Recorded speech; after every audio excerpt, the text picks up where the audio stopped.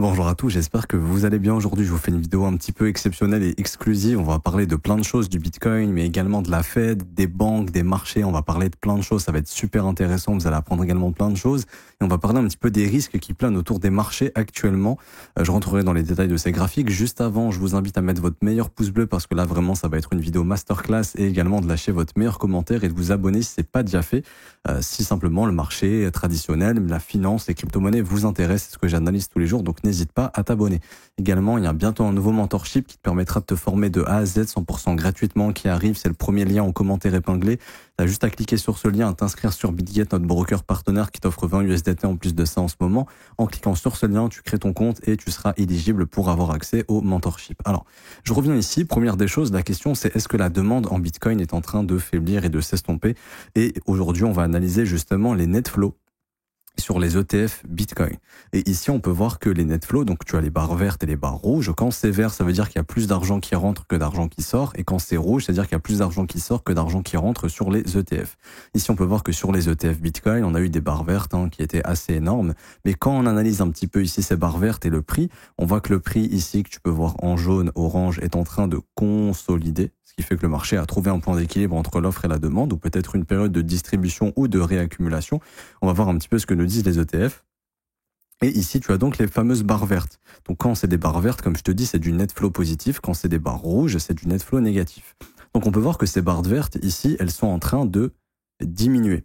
Et on peut voir que les barres rouges, au contraire, elles sont en train d'augmenter ici. Donc il y a eu une phase où les barres rouges ici sont en train d'augmenter. On peut tracer une sorte de trendline. Et ça, je vais le faire je vous le fais 2 petites secondes. Ça va prendre 2 petites secondes. Hop.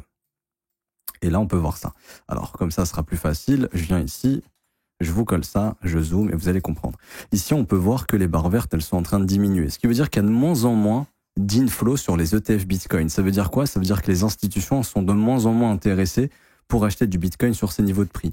Pourtant, on a eu les news les plus bullish, c'est-à-dire Trump président, une régulation beaucoup plus souple, Trump qui sort son même coin, ce qui prouve que la régulation était beaucoup plus souple, éventuellement peut-être des exemptions de taxes à venir sur les crypto-monnaies, peut-être une réserve stratégique, mais pour le moment, on voit que malgré toutes ces news, il y a de moins en moins de demandes. On voit que c'est surtout l'élection de Trump qui a fait cette grosse demande et que depuis que Trump est au pouvoir, depuis l'investiture, on voit que la demande s'est effondrée. Ce qui veut dire que le marché est en train de pricer un sell de news. Le marché, il a pricé déjà tout ça, c'est-à-dire Trump pro-crypto maintenant, qu'il allait mettre des choses en place pour les crypto-monnaies, mais ce qu'attend le marché réellement maintenant, c'est la réserve stratégique. Et comment va être la réserve stratégique? Est-ce que les États-Unis vont vraiment mettre en place une réserve stratégique? Est-ce qu'ils vont vraiment se mettre à acheter du Bitcoin? Ou est-ce que simplement les Bitcoins qu'ils ont déjà, je crois que les États-Unis ont actuellement à peu près 900 000 bitcoins. Est-ce que justement, parce qu'il y en a beaucoup qui se disent aussi que les États-Unis ont déjà 900 000 bitcoins et que pour le coup, ils n'auraient pas d'intérêt à acheter du bitcoin tout de suite, qui pourraient faire une réserve stratégique, mais mettre ces 900 000 bitcoins dans les fonds souverains. C'est ça, en fait, qui est en train de se discuter aux États-Unis. Est-ce qu'ils auraient vraiment besoin d'acheter du bitcoin maintenant? Est-ce que ça viendrait pas dans 2 ans, dans 3 ans? Parce qu'ils ont déjà 900 000 BTC. Pour vous donner une ordre d'idée, 900 000 BTC, actuellement, ça fait à peu près, en termes de dollars, fois 100 000 dollars le bitcoin, ça fait à peu près 90 milliards de dollars. Donc là, en théorie, ils ont déjà à peu près pour 80... Attendez, non, je me suis trompé. 900 000 fois 100 000. Oui, c'est ça. Ça fait 90 milliards de dollars. Ils ont déjà 90 milliards de dollars équivalent Bitcoin. Est-ce qu'ils auraient besoin tout de suite de se mettre à acheter des BTC alors qu'ils en ont déjà, qui sont saisis, qui servent à rien, ils sont juste là. Ils savent qu'ils ont ça de côté. Et en fait, beaucoup spéculent sur le fait que ça sera ça la réserve stratégique dans un premier temps, mettre ces Bitcoins en réserve. Et ensuite, peut-être lancer un programme d'achat de BTC au cours des prochaines années. C'est pour ça que ça pourrait prendre du temps et que Trump aurait tenu sa promesse en disant je vous fais une réserve stratégique de BTC, mais derrière, je vais pas en acheter, je vais juste mettre en stock ce qu'on a déjà. Par exemple, il y en a beaucoup qui spéculent sur ça. Et actuellement, on voit que les institutions sont frileuses parce que la demande est en train de régresser. Et là, vous voyez, ici, on a une phase où les barres vertes diminuent et les barres rouges augmentent. Donc là, ça indique qu'à un moment donné, il y a une phase où il y a eu plus de net flow négatif. Donc, en fait, le net flow était négatif, ce qui veut dire qu'il y avait plus d'argent qui sortait des ETF que d'argent qui est rentré. Et là, on voit qu'il y a eu ce rebond qui s'est formé à peu près courant décembre jusqu'à janvier, mais que malheureusement, les prix n'ont pas réussi à faire de plus haut. Et que là, la demande est clairement en train de s'estomper. Et c'est de se dire que si la demande en Bitcoin de la part des institutions est en train de diminuer, à ce moment-là, on se retrouve avec éventuellement un BTC qui va encore consolider ou qui va devoir tout simplement retracer une partie du mouvement qu'il a fait depuis les l'élection de Trump, en fait, tout simplement. Et que le range dans lequel on est pourrait à un moment donné casser au sud pour qu'on vienne retravailler peut-être 70, 80, 90 000 dollars. Ce genre de niveau de prix. Il y a un truc qui est intéressant, c'est que, ça je l'ai tweeté hier, j'essaie juste de retrouver ça. On a Eric Trump, donc je crois que c'est le fils de Trump, si je dis pas de conneries, qui a tweeté, ouais, c'est un bon moment pour acheter du BTC. Et ce genre de truc, je sais pas si c'est super positif pour être honnête, parce que le gars, je vous ai mis sur le graphique, hein, mais il nous dit, je sens que c'est le bon moment d'entrer dans Bitcoin. Bitcoin était à 15 000 il y a 1 an, 2 ans. Là, on est à 100 000. Généralement, tu rentres pas sur ce genre de parabole. Donc, il y a aussi ce risque qui plane de se dire, est-ce que c'est pas une période de distribution? Est-ce que les mecs, ils ont pas intérêt à vendre du Bitcoin ici pour les racheter plus bas? Racheter plus bas, ce serait pas à 20 000 dollars. Ok? Ça pourrait être, par exemple, dans cette zone, entre 70 et 80, par exemple. Ok? Forcer un maximum de gens à acheter, prendre du risque ici pour les faire paniquer et racheter ces Bitcoins moins chers. Peut-être là, les news s'amélioreront et le marché pourra repartir.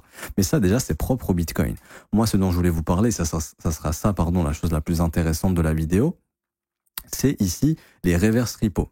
Ok, c'est quoi? Ça veut dire grosso modo, c'est la liquidité disponible du côté de la Fed. En gros, c'est les banques qui vont mettre cet argent du côté de la Fed pour avoir de la sécurité, parce qu'en fait, la Fed va vous donner des intérêts. Et là, on voit que les banques, elles sont justement pas intéressées pour placer leur argent dans du safe. Le safe, c'est quoi? C'est les bonds. C'est ok, taux rémunérateur. Les États-Unis feront jamais faillite. De toute façon, si jamais un jour ils feront faillite, la Fed elle sera là pour sauver, il y aura de l'impression, on sera toujours payé. C'est ça en gros. C'est-à-dire en gros, on achète des obligations pour prêter de l'argent au gouvernement américain et ensuite le gouvernement américain nous rémunère à hauteur de 4-5% par an. Donc il suffit de regarder les taux des bonds qui sont là autour des 4% à peu près. Sauf que on voit que ce reverse repo là, il est au plus bas. Ça veut dire quoi? Ça veut dire que les banques de 2021 jusqu'à peu près 2022-2023. Donc ici, les banques, elles ont retiré leur argent des marchés. Et si vous regardez, ici, là, à partir de 2021, il y a énormément de cash qui est parti du côté de la Fed. C'est-à-dire que les banques, elles ont fait quoi? Elles ont tout simplement déplacé leur cash dans des assets, dans quelque chose de moins risqué. Le moins risqué, c'est la Fed, ici, pour avoir des intérêts. Et on voit qu'à partir de 2023, même à peu près à partir de septembre 2022, on a trouvé un pic. Et si vous regardez sur les marchés, vous verrez que c'est à peu près le bottom des indices ici. Donc là, je vais aller sur ce graphe. Tac, on va prendre ici. Si vous regardez à peu près septembre, octobre 2022, pour ceux qui s'en souviennent, à l'époque, on était là. Ça veut bien charger. C'était ici sur les bottoms, à peu près. Donc on voit que sur toute cette phase, regardez, je vous montre ça rapidement.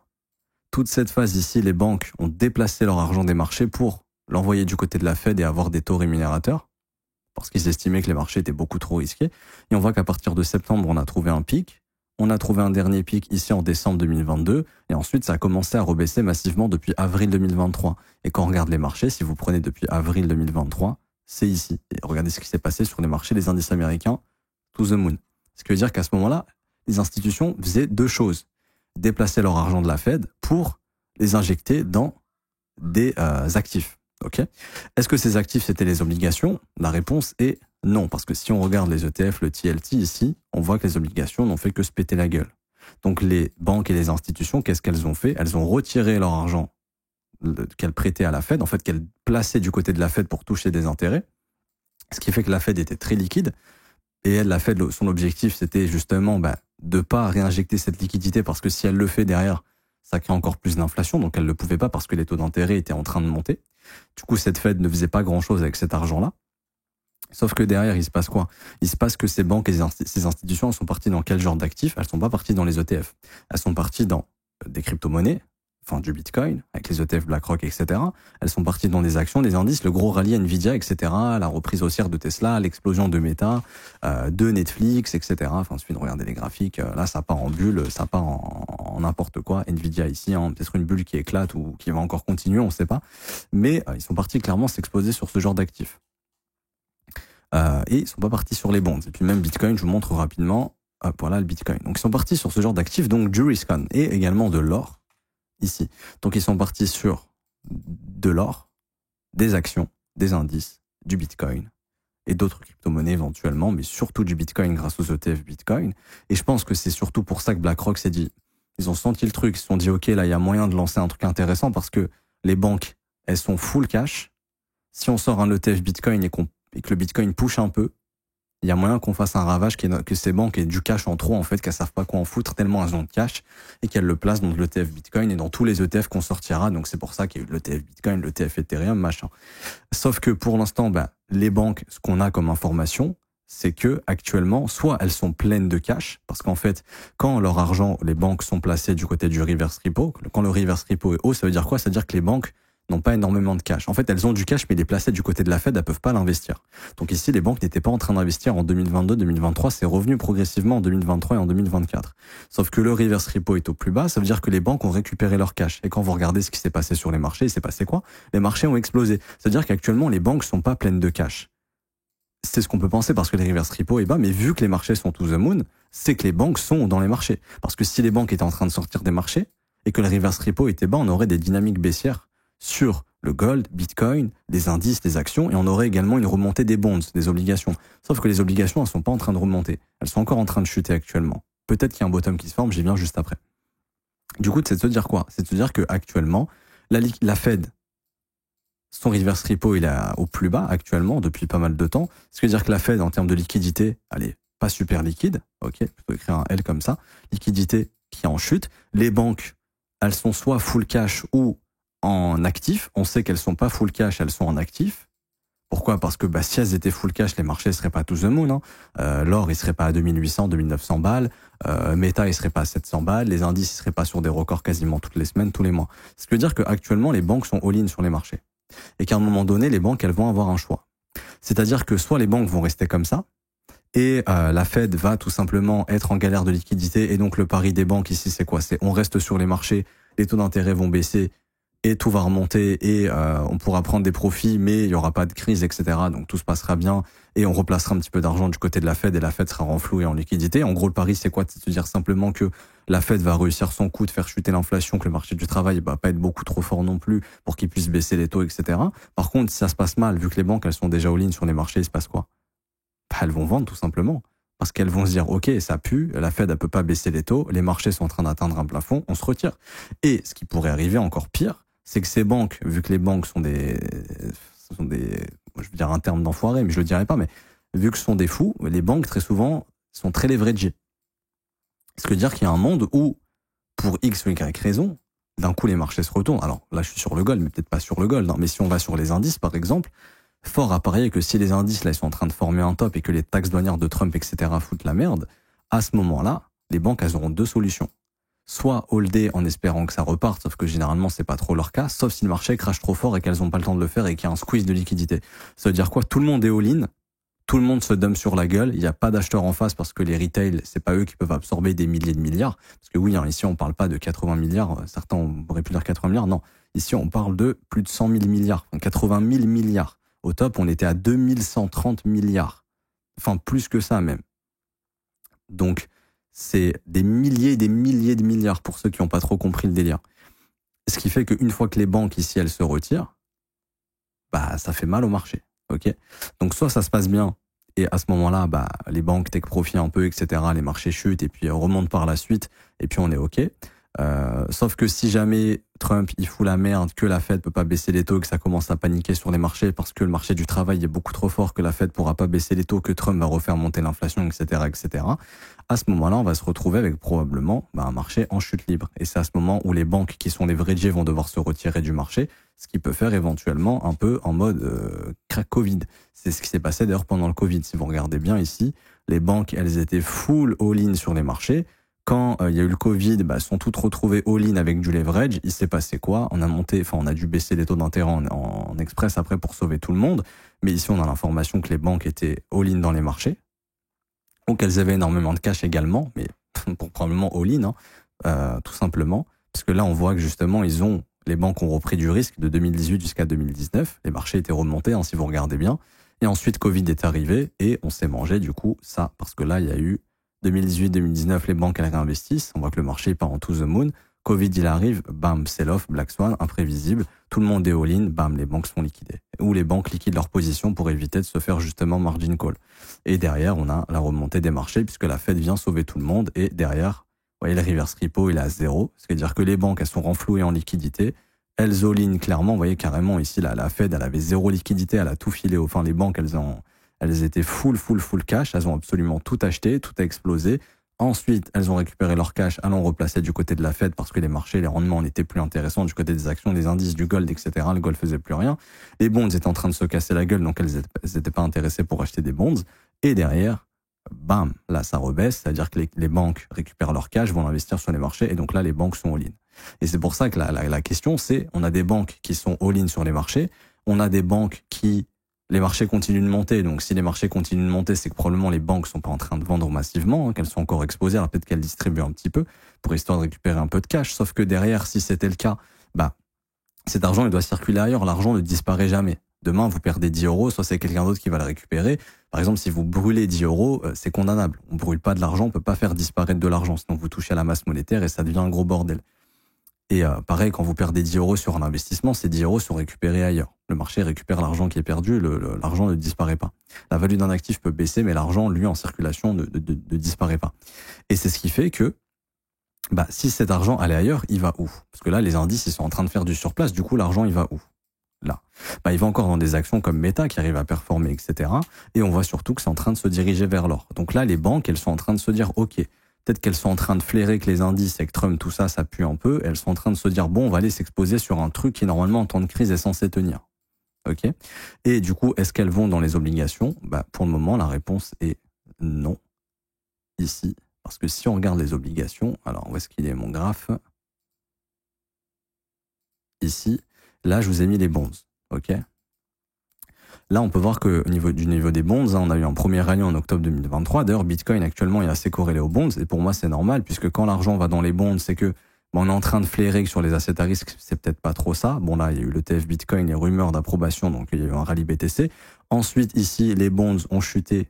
Juste là, Bitcoin en a profité pour exploser parce que il y a eu beaucoup d'inflows. D'ailleurs, c'est intéressant, mais c'est de voir que quand les bonds ont chuté, les indices ont commencé à augmenter et également les ETF, les inflows sur les ETF ici avaient explosé. Pour ceux qui s'en souviennent, juste là, c'est les inflows ETF qui ont vraiment explosé. Donc, les banques, elles sont fait quoi? Elles sont parties acheter du Bitcoin, tout simplement.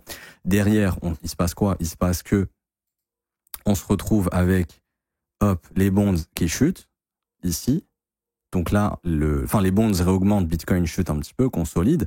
Les bonds chutent, donc on sait que l'argent va où à nouveau? Dans les actifs risqués, parce que cet été, c'était pas fou encore, je crois, si je me souviens bien, sur les indices. Peut-être que je me trompe, hein. Moi, je regarde énormément BTC, les indices, je regarde surtout pour la corrélation BTC, mais oui, s'il y avait eu une chute, des indices, ensuite c'est remonté, etc. Donc, simplement, les bonds en ont profité un petit peu. Et ensuite, derrière, ici, chute des bonds, et donc là, les marchés remontent, parce que Donald Trump, bullish pour les marchés, etc., Bitcoin explose et les indices ont également explosé.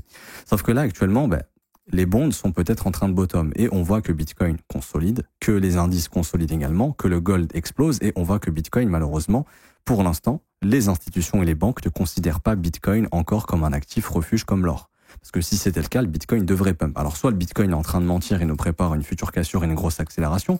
À ce moment-là, on aura l'or qui explosera, le Bitcoin qui explosera, les indices qui vont baisser et les bonds qui vont monter. Donc le combo, ce sera bonds, donc obligations, gold, Bitcoin. Sauf que le Bitcoin, malheureusement, il est plutôt considéré comme un asset à risque puisqu'on le voit du côté des inflows. Si c'était le cas, là on a de l'argent qui rentre en masse sur l'or, c'est pas du tout le cas sur BTC parce que si c'était le cas, on devrait voir des inflows qui sont croissants et c'est pas le cas. Donc on voit que pour ces banques et ces institutions, Bitcoin est toujours catégorisé comme un actif technologique, donc une valeur risquée comme les indices et les actions.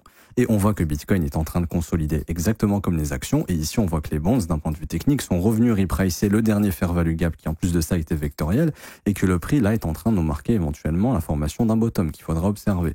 Ce bottom pourrait se marquer éventuellement si on commence à venir dépasser ce high. Là, ça pourrait commencer à sentir l'inversion de structure. Et là, si les bonds sont en train de nous former un bottom ici, ça voudrait dire que les banques, elles sont comment? Elles sont ici. Bon, il y a une trendline baissière qu'on peut tracer, qu'on pourra peut-être recasser bientôt ici. Et si jamais les bonds commencent à réaugmenter, ça veut dire que les banques qui ne sont plus full cash, et ça, c'est pas parce que le reverse repo est bas, c'est parce que en théorie, elles sont censées être full cash, sauf que les marchés sont all-in, sont tout en haut. C'est-à-dire que c'est ces banques qui ont fait monter les marchés. Donc elles sont pleines d'actifs, d'actions et d'indices. Sauf que derrière, si un bottom est en train de se marquer sur les obligations, ça veut dire que 2025 serait l'année du switch. Une année de switch vers l'or qui est risk-off, les obligations qui sont risk-off.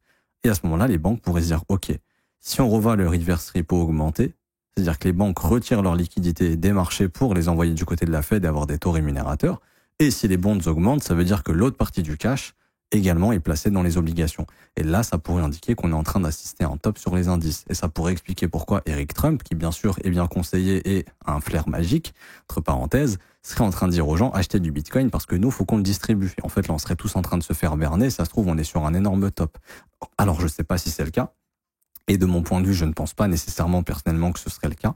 Ce qui pour moi a le plus de chances d'arriver quand je vois que le mec est en train de nous dire d'acheter du BTC. Je pense que le BTC est dans une phase de distribution ici et que l'objectif sera de revenir repricer ses jambes haussières et probablement ce gap. Donc ce à quoi je m'attends, c'est peut-être un truc comme ça. Et que ici, quand tout le monde aura paniqué, aura vendu ou même légèrement plus bas, ce qui pourrait se passer, c'est à ce moment-là la formation d'un bottom et la situation qui se sera calmée, ou éventuellement, pareil, les indices, les actions auront baissé, et là, les banques vont retrouver de l'intérêt à acheter ce genre d'actifs, et ce qui pourrait permettre de relancer une vague haussière, puisque si on spécule sur une fin de bull run, une reprise de bear market sur BTC, en théorie, on devrait spéculer sur le même scénario sur les indices, crise, etc. Sauf que pour l'instant, l'économie reste forte, le chômage n'augmente pas, le marché du travail reste très fort, le PIB reste très élevé, et éventuellement, l'inflation est en train de baisser. Du coup, en soi, on serait juste en train de pricer, si les taxes douanières sont acceptées, une remontée de l'inflation, sauf que l'inflation était bien en train de diminuer. Donc quand les États-Unis arriveront à produire américain, l'inflation pourra rebaisser, la Fed pourra rebaisser les taux, ce qui ferait que le début d'année pourrait être baissier, là où les banques vont sortir des marchés et récupérer du cash, le placer temporairement dans les obligations ou le filer du côté de la Fed, ce qui fait que le reverse repo va augmenter. Et là, c'est ce qu'on peut observer. Si jamais on voit ici les reverse repo qui commencent à inverser cette dynamique baissière, là, ça indiquera que les banques sortent du marché, ce qui n'est pas vraiment le cas. Alors, il y a une remontée ici début janvier, fin décembre, mais pour l'instant, ça inverse pas cette dynamique qui est baissière. Par contre, si c'est le cas, ça indiquera que les banques sortent des marchés, envoient leur argent du côté de la Fed, et à ce moment-là, si les obligations augmentent et que l'or augmente, ça sera très baissier pour Bitcoin et crypto-monnaies et pour les indices. Et bullish, du coup, pour le gold, peut-être pour les bonds, et à ce moment-là, oui, ce sera bonds, gold et puis des taux rémunérateurs du côté de la Fed. Ok. Et encore une fois, je le redis, je ne pense pas que Bitcoin est mature pour entrer dans un bear market. Pourquoi? Parce que pour moi, les 110 000 dollars, ce n'est pas assez en vue du futur prix de production en 2028. Je vous ai fait une vidéo. Très généralement, Bitcoin explose le futur prix de production. Et là, le futur prix de production sera autour des prix actuels. Ça ferait pas sens de toper ici, d'avoir un bear market jusqu'en 2028 et qu'au prochain halving, on soit sous les prix de prod. Ce qui a le plus de chances de se passer, de mon point de vue, c'est ok, si c'est une distribution, on fait flipper tout le monde, on fait paniquer tout le monde, il y a temporairement une crise, entre guillemets, les banques se retirent, etc. Ça chute, ensuite on pose un bottom, et vu que la crise, c'est peut-être pas pour maintenant, ce sera peut-être dans 1 an, 2 ans, 3 ans, on sait pas, quand une crise arrivera, peut-être qu'elle arrivera jamais.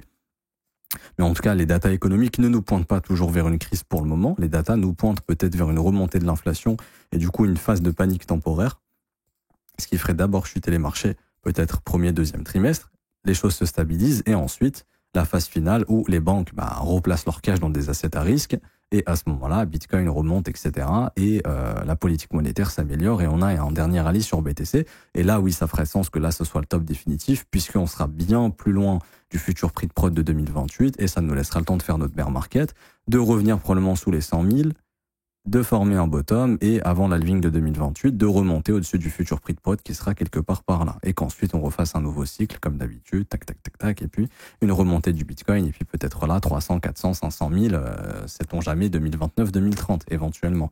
Ok, voilà, je voulais vous faire cette vidéo. Le but c'est pas de jouer à Madame Irma, de sortir la boule de cristal, c'est factuel, de dire que les banques sont soit full cash ou all-in, mais je pense qu'elles sont all-in au vu des hausses qu'on a eues, qui sont gigantesques. Parce que si les reverse repo étaient descendus, si les reverse repo ici étaient descendus massivement, et que c'est les obligations qui étaient montées et que les marchés n'étaient pas montés, ça aurait indiqué que les banques sont parties all-in sur les bonds, mais c'est pas du tout le cas, comme vous l'avez compris. Donc elles sont all-in sur les marchés actuellement. Et que, au moindre problème, elles peuvent dérisquer sur les marchés, ou certaines qui sont trop risquées vont devoir vraiment vendre en panique, ce qui pourrait faire une vague de panique peut-être au courant de cette année de 2025, peut-être que c'est bientôt, et c'est pour ça qu'on est en train de nous dire Bitcoin va aller à 700 000 du côté de BlackRock, que Eric Trump il nous sort des targets que Eric Trump il est en train de nous dire oui, il faut acheter du Bitcoin, c'est le moment d'acheter Ether, etc.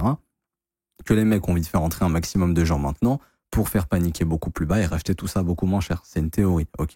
Et dans l'idée, ensuite, serait de se dire qu'on est beaucoup trop sous-évalué sur le Bitcoin actuellement comparé à l'halving de 2028 qui arrivera du coup dans 4 ans et que Bitcoin devra pricer un excès au-dessus du futur prix de prod, donc peut-être 150, 200, 220, j'en sais rien.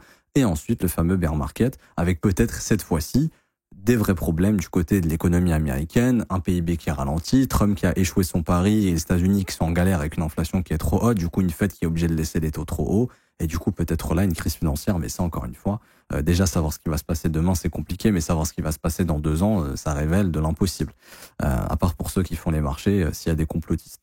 Enfin bref, j'espère que ça vous aura plu, que c'était compréhensible. Si jamais ce n'est pas le cas, posez vos questions, j'essaierai d'y répondre dans les commentaires. Également, n'hésitez pas à lâcher votre meilleur pouce bleu, vous abonner si ce n'est pas déjà fait. Je vous rappelle, en commentaire épinglé, vous avez plein de contenus gratuits, formations gratuites, nouveaux mentorships gratuits. Il vous suffit simplement de vous inscrire sur Bill Gates, devenir un partenaire, et je vous expliquerai bientôt comment obtenir votre mentorship. Également, vous avez accès au copy trading avec les stratégies ici qui sont rentables. Il y a tous les résultats dans le Discord. Pour rejoindre le Discord, c'est juste ici, rejoindre le Discord. Et si vous voulez vous former à mes côtés, en apprendre plus sur la finance, le fondamental, l'analyse technique, création de plans, création de stratégie, développement de profil, j'ai une école qui a été faite pour ça. Ça commence à 49 € par mois, c'est sans engagement, vous pouvez essayer un mois, arrêter ensuite. Vous avez des offres 3, 6 et 12 mois qui sont des paiements one shot si vous voulez payer moins cher. On a par exemple 36% de réduction sur l'offre annuelle comparée à l'offre mensuelle.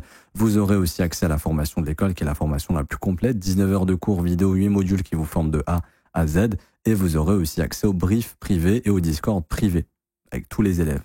Je le redis, c'est juste ici. Vous avez également les témoignages des membres si ça vous intéresse. En tout cas, vous êtes les bienvenus. Je m'arrête ici. Bonne journée à tous. On se retrouve très bientôt. Ciao, ciao.